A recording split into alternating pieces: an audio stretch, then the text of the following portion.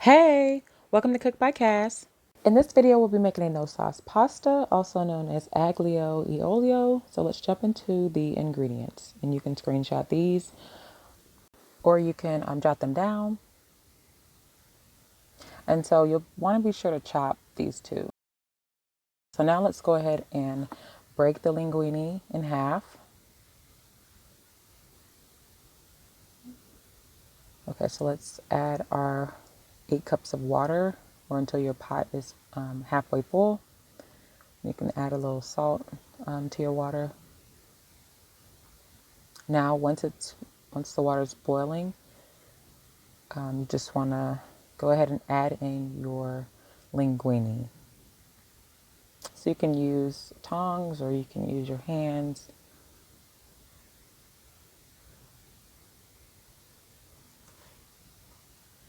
But you want to be sure to add it to boiling water. And be sure to stir occasionally.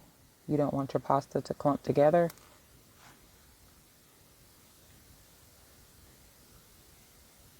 So just give that a little bit of time, about 8 minutes or 9 minutes, and then you can check it. You don't want it to be really soft, but you just keep stirring it and checking on it periodically.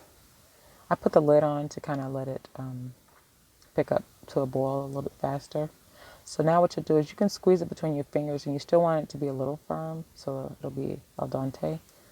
And drain your linguine. Be sure not to rinse it. You don't want to rinse it. But you do want to reserve some of that water because you will need about 2 tablespoons. So now we'll take some of our ingredients. You want to get the butter, 1 tablespoon, and just let that melt. And then you want to add your onions. So about a 1/3 cup or half of a medium onion is what you'll be adding now. You just want to let that absorb the butter and take on a little bit of color. So you'll see it's a little translucent now, the onions are. So now we just want to add in the rest of the ingredients.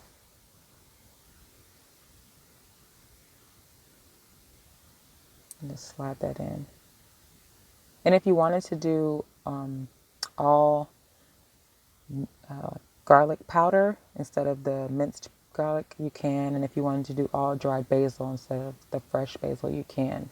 I just had both of each, so I included that just to kind of intensify the flavor.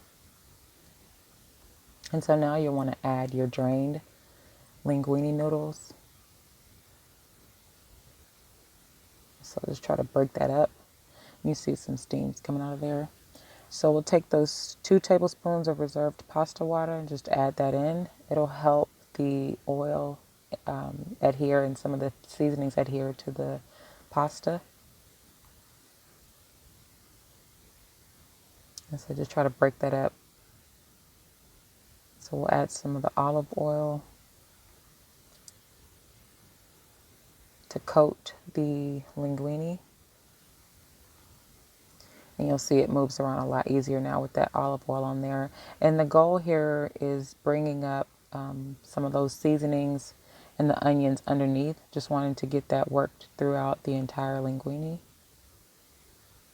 So tongs are pretty helpful in this one because you can lift from the bottom and kind of bring some of those seasonings to the top and just intertwine it inside of the linguine.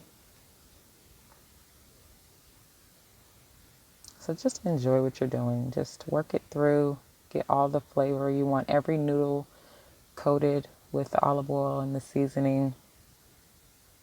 So just take your time with this.